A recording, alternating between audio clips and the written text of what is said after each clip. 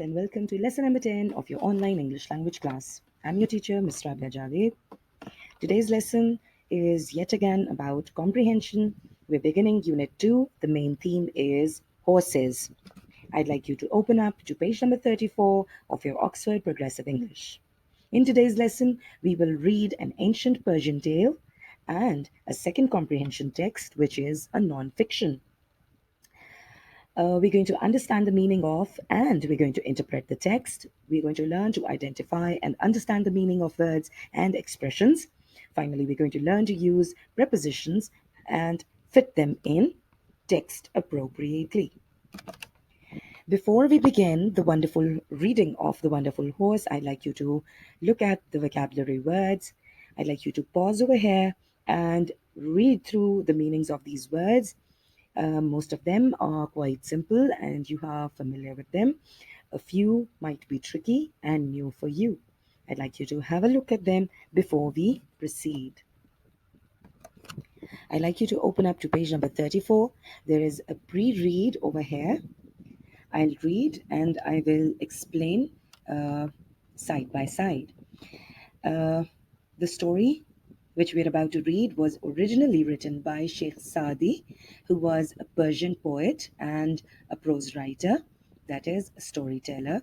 But his story has been translated and retold over here in English language. Saadi, who lived from 1213 to 1219, is one of the most important Persian poets and storytellers. He was from the medieval period.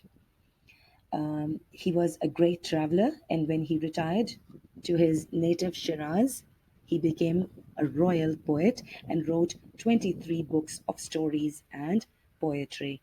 Shiraz is an important city of Iran. Remember, Persia was ancient Iran. Okay.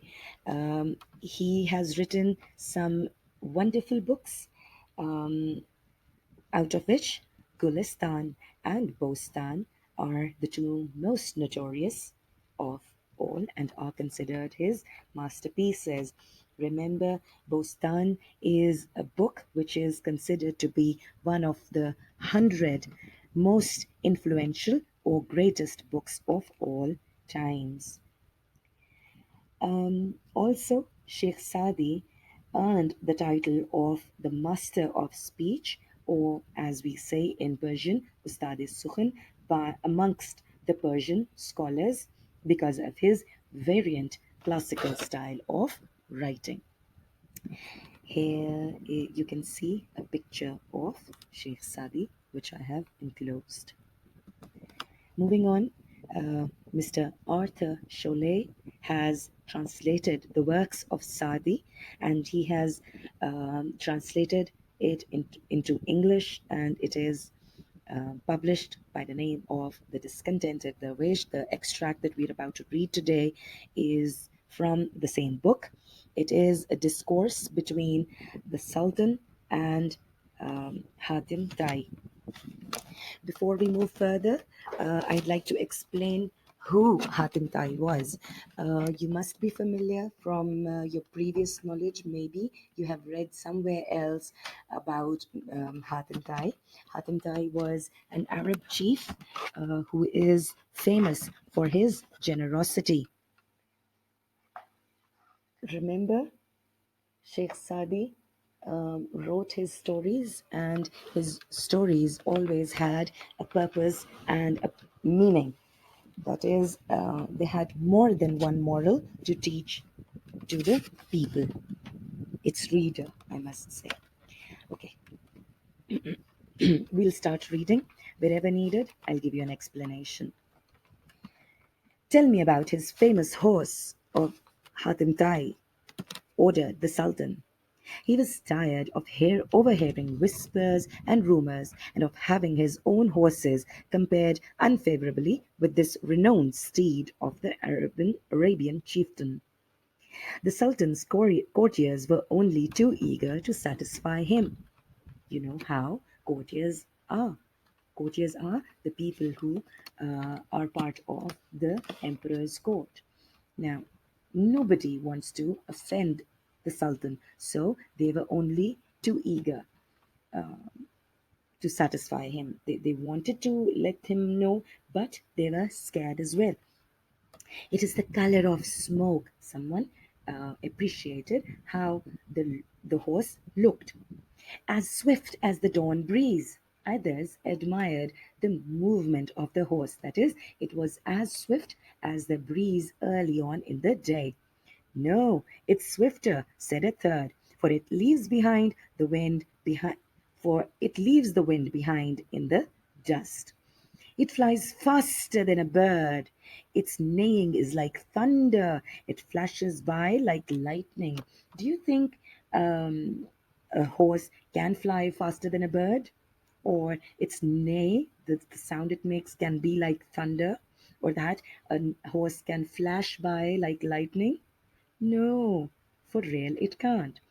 This is a way of saying.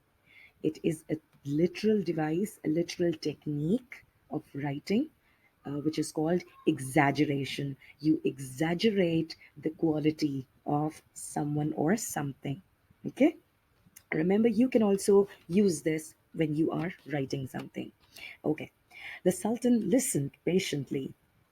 Well, well, he said, it seems to me that just as there is no one in the world more generous than Hatim Tai, so now there is no horse in the world to match this horse. If only there was some way of measuring the truth, not only about the horse, but of his generosity as well. He discussed this with his vizier. Now, if you see in your margin, the description is given. A vizier is the Arabic title for minister. It is a word which is also used in Persian and Urdu. He discussed this with his vizier. I have it, said the Sultan at last. And it is so simple that I must be inspired. That is, I must have seeked inspiration to this idea that I just received. I will send and ask Hatim Tai to give me the horse. Your Majesty, don't you see? He cried. Hatim Tai has this reputation for being generous. Well, here is a supreme way of testing it, and also of acquiring that horse. He wants to kill two birds with in one. He wants to kill two birds with one arrow, whatever. Okay. But if he refuses, where is his famous generosity? I shall have shown the world what his reputation is as the noise of an empty drum. Well, what do you think? An excellent scheme, Your Majesty. Of course it is. And who but yourself is equipped with the skill and tact to carry it out? Take 10 men and set off immediately. Okay, now the vizier is in trouble. You can say the vizier has been chosen by the sultan to do the dirty work. Away went the vizier with the royal messengers. The land was dry when he set out, but soon the clouds came and heavy rain refreshed the ground, turning it to mud. Soon many parts of the land were flooded. When at last the wet and weary travellers arrived, Hatim Tai himself came out to bid them welcome. They were shown to prepared rooms, given fresh clothes, and invited to a feast. All were astonished at the splendor of the meal. The roast meat was succulent. There were rich, sweet dishes to follow. The cups were of gold. Can you see the hospitality of Hatim Tai? And now, said Hatim Tai, when all were satisfied, that is, when everyone had finished their meal, he asks, what can I do for the Sultan? Delicately, the vizier began to reveal the purpose of his mission. But as he continued, he saw a look of sadness cross Hatim Tai's face.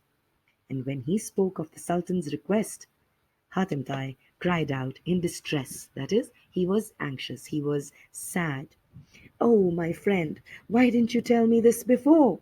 When you all arrived, I was at a loss, for the floods have made it impossible at the moment to reach my flocks and herds. One animal only was at my gates, the famed horse of which you spoke. I killed it and had it roasted. I could not let you go to bed hungry, even if I never find another steed like this one. What did he do? To show his hospitality, he did not want his guests to go to bed hungry because they had come in from the heavy rain and they had traveled in flood. What did he do? He killed the only available animal, roasted it, and served it to his guests. Why? Because he was unable to reach the rest of the herd, the rest of the flocks because of the flood. So the only available animal was killed, roasted, and served in dinner. Several days later, the envoys returned to the Sultan bearing gifts of gold, rich robes, and horses. When he heard their story, even he could not help but applaud the generosity of Hatim Tai. That brings us to the end of the reading. What did the Sultan's courtiers? Okay, sorry. Um, these 7 questions need to be attempted in your text, in your notebooks. As you could have seen earlier on in the text, most of the answers have already been underlined, but I will still discuss them with you. Remember, you need to answer the questions in your own words. You do not need to copy anything from the text. Reading for understanding. Question number 1. What did the Sultan's courtiers tell him about Hatim Tai's famous horse? They exaggerated its qualities. They described its looks, and they described its movement, swift movement. You can quote a couple of statements over here if you wish. Okay. Question 2. About which 2 things did the Sultan want to find the truth? He knew that people were exaggerating, so he wanted to measure the truth about uh, Hatem Tai's generosity and the qualities of Hatem Tai's horse. What was the Sultan's plan which would enable him to do this? The Sultan wanted to acquire the horse. He would like to ask Hatem Tai for the horse because he wanted to test his generosity and have the wonderful horse for himself. Number 4, why did the Sultan choose his vizier to carry out this plan? Because he was the trustworthy person whom he confided in with his plan, and he wanted, because he was a trustworthy person. That is why he wanted him to carry out his work or his plan for him. How did Hatim Tai show his generosity as a host? Hatem Tai served his guests. Okay, sorry. His guests had arrived had traveled in rain and flood. So, upon arrival, they were shown to prepared rooms, they were given fresh clothes, and they were served a hearty meal, a lavish meal, which was um, a lavish treat, you can say, whatever words you choose, okay? Um, Number 6, why did Hatem Tai not give his visitors some other meat to eat? Why? Because due to the flood, he was unable to reach his flock or herds, and so the only available animal was the horse, his beloved horse, which he sacrificed for his guests. Why did the Sultan fail to acquire Hatem Tai's famous horse? Because Hatem Tai had shown his generosity and his hospitality and served the only available beloved horse as a meal for his guests. Um, I would like to do this exercise, but only verbally. It is said that each word of Sadi has 72 meanings. This has to be an exaggeration, just like the exaggeration of the horse's qualities. But it is true that Sadi's timeless stories carry many meanings. In your group, discuss the lessons to be learned from the wonderful horse. You might like to discuss, for example, which character of which qualities of character does the Sultan display? What what do you think? The Sultan, do you think he is jealous? Do you think he is selfish? And do you think he is, what other qualities do you think he has? He is jealous because he did not, he was the Sultan and he did not like it when his horses were compared with the, horse of Hatim Tai. He did not like Hatim Tai's horse being praised. So he felt jealous. He was selfish because he wanted to acquire that horse and keep it as his own. And what does it show when he wants to test Hatem Tai's generosity, and and he says that if he will not be able to give me the horse, or if he refuses, I will beat the drum about him not being a generous man. What does that show? Again, it shows jealousy. Okay. Also, I must say that he was curious to find out whether uh, the generosity which was spoken about, the reputation of generosity that Hatem Tai had, whether it was true or not. Okay, in what way did Hatem Tai win? How do you think Hatem Tai win? One, because he had sacrificed his most precious, his most favorite horse, which was faster than the wind, which was beautiful as anything, and he sacrificed it for the hospitality of his guests. In what way did the Sultan win? The Sultan won because he did not have to, feel embarrassed, and you know his selfishness was not shown or to the world. In a way, Hatim Tai helped him save his face. And even though he could not receive the wonderful horse, he did receive the generosity and other gifts from Hatim Tai. Are the Sultan and Hatim Tai to be admired? This is something I'd like you to explain or express in comments again, okay? Because this is something I want to hear from you. What is Sadi telling us about human nature? I must say that Sadi is telling us that human beings are curious, human beings are jealous, that they want to have something which is wonderful for themselves.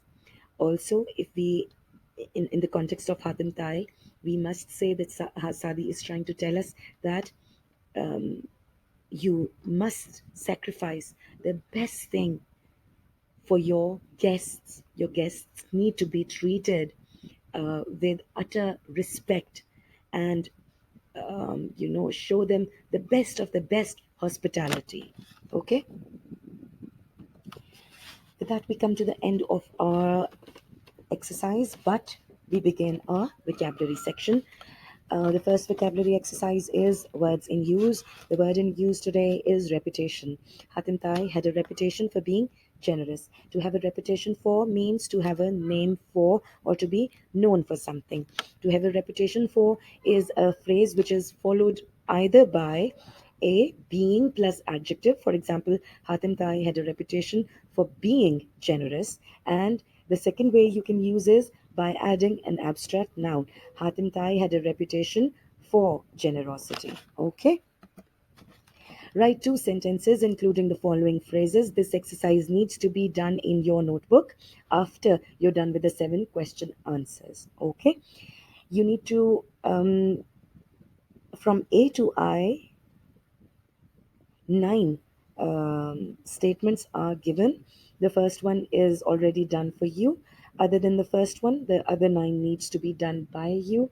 You need to make 2 sentences for each phrase. You need to use, where is the cursor? For each phrase, you need to use the phrase reputation for number one followed by being plus adjective in the first sentence, and then use reputation for followed by an abstract noun in the second sentence. Okay, the first one has been done for you as an example. A friendly child. The name of the friendly child over here in my sentence is young William. Young William has a reputation for being friendly, being plus adjective, being plus adjective. And young William has a reputation for friendliness. Reputation for plus an abstract noun. Reputation for friendliness. Friendliness is an abstract noun. Okay, now I have the other 9 phrases are over here, and over here I have given you the list of abstract nouns for the same adjective. The adjective is modest, the abstract noun is modesty. Selfish, selfishness. Greedy, greediness. Proud, pride. Trustworthy, trustworthiness. Honest, honesty. Lively, liveliness. Reliable, reliability. Successful, success. Okay, I hope you understand what you have to do. If you fail to understand, if there's any confusion, I'd like you to text in. I am added in your WhatsApp group. You can always add me. You can always, text me and ask what you have to do. Okay? Now, a warning. Where is my cursor? I can't see my cursor. Okay. A warning. You cannot say a selfish reputation or a generous reputation and so on. Why? Because that's a rule. But you can use an adjective of degree to qualify a reputation. For example, an excellent, good, wonderful, bad, dreadful, poor reputation. In these cases, you can say it has an excellent reputation, you have a good reputation. The noun reputation does not have to be qualified. That is, you do not need to give a adjective after that. Consider the following words of Othello from William Shakespeare's tragedy Othello. Othello. Now over here is a extract from the book, from here till here. Othello is a noble man, but an evil character, Iago, has plotted to ruin him by telling lies. What happens when someone tells lies about you? Your reputation is tarnished. Okay? Othello cries out in the play when he finds out that that Iago is telling lies. He cries out. He says, "Oh, I have lost my reputation. I have lost the immortal part of myself, and what remains is bestial." Now, the word immortal means that which will never die, and bestial is of a beast or like an animal. Now, what does this text means? That for an honorable man like Othello, and to people like you and me, reputation is very important.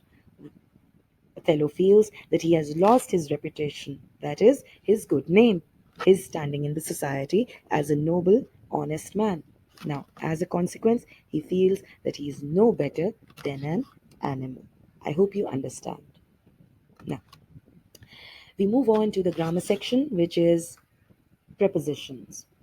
Now, I have enclosed a worksheet for you where I have in detail explained what prepositions are, what are double prepositions, and what are multi prepositions, multi-word prepositions, and how prepositions can be used with a word. And the topic is explained in extreme detail in the worksheet. And I have given you 2 tasks, which are quite easy. Okay, but over here I would like to do another exercise. Now, the following gapped text, this is, we were about to do the second text, which is a non-fiction. It's titled The Lipizzaner Ballerinas. Okay, the following gap text, The Lipizzaner Ballerinas, is about a very famous and special and famous breed of horses. There are 20 gaps in the text which you're going to fill with prepositions.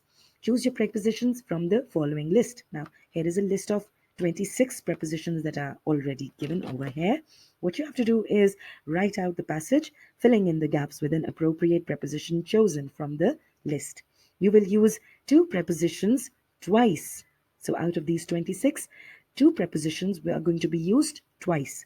You will not use 8 of the prepositions in the list. Now, you want me to just read and you are going to fill in yourselves? Should I be a little evil, or should I be nice and kind and help you out with the answers? Okay, I'll be the second. Okay, keep your pencils handy, and as I read, I am going to give you the answers of how you're going to fit in the prepositions in the text. Okay, now, ready? Here we go. The Lipizzaner ballerinas. Are Lipizzaner ballerinas dancers? Yes, in a way they are, but a very special kind. Lipizzanas are horses bred in Lipica, a village in the karst region of modern-day Slovenia, near the border with Italy. Near. The stud farm was founded by Charles, Archduke of Vienna in 1580, who brought Arab and Berber horses from Spain. From these horses, more than 4 centuries ago, were bred the powerful, graceful, dancing Lipizzanas, now famous throughout the world. The plateau of karst on which Lipica is situated is rocky, and the Archduke's horses learned to pick up their feet, which helped them form their special high-stepping gait. Originally, these horses were trained for warfare, in which a Lipizzaner stallion could perform astonishing movements. Unlike any other horse, and certainly beyond the abilities of any other war horse, a Lipizzaner stallion would terrify the enemy. On command, it would rear up the body of an enemy soldier beneath it, and then bring its hoofs down to crush him. It could fly through the air, kicking out at the enemy behind. The most famous movements of a Lipizzaner, however, were its massive leaps, which enabled its rider to escape or to kill its enemy.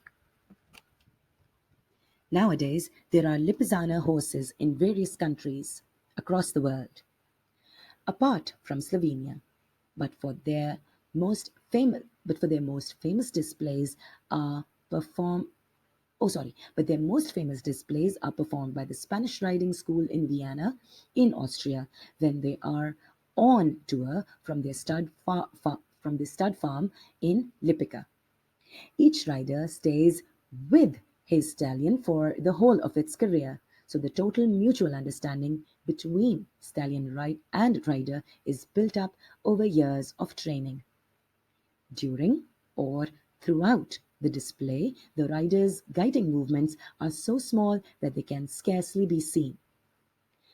With their proud heads held high, the white horses perform astoundingly complex, delicate dancing steps to a variety of music, from rousing marches to dainty minuets. The climax of the performance is the airs above the ground, a series of movements which had been used to such spectacular effect in battle centuries before. The riders ride without stirrups as the horses sit back on their haunches, lift their forelegs into the air, and then jump forward on their hind legs. Lipizzanas are indeed ballerinas, the epitome of dignified beauty in motion. Now, the 8 prepositions above, which you did not use from the list above, are across, behind, outside, out, over, towards, until, and against.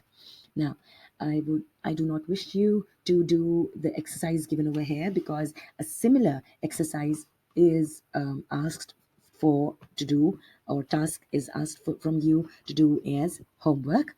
But I'd like you to give a read to the example given over here, because this example will be helpful when you will do your home task which I have assigned, okay, in the preposition worksheet.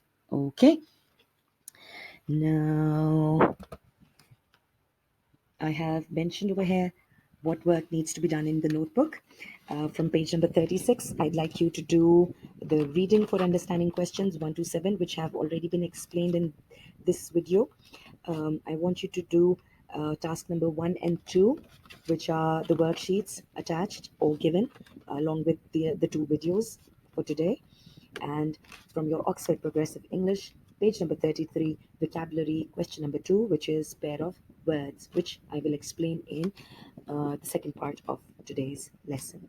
Okay, work that needs to be done on textbook today is from page number 33, question number, with a vocabulary question number 3, which is explained in the second part of the video, which is, or you can say the video attached. Page number 37, word in use repetition. As I told you earlier on, the 9 phrases which have to be used, repetition for plus being plus adjective, and repetition for the phrase repetition for plus an adjective, sorry, abstract noun. Okay, and then from Oxford Progressive English, page number 39 to 41, prepositions, which I just did with you. I have done this exercise with you just now for Libizanas, ballerinas, where you have to fit in the prepositions in the text. Okay? Um, with that, we come to the end of part 1 of today's lesson. See you in part 2.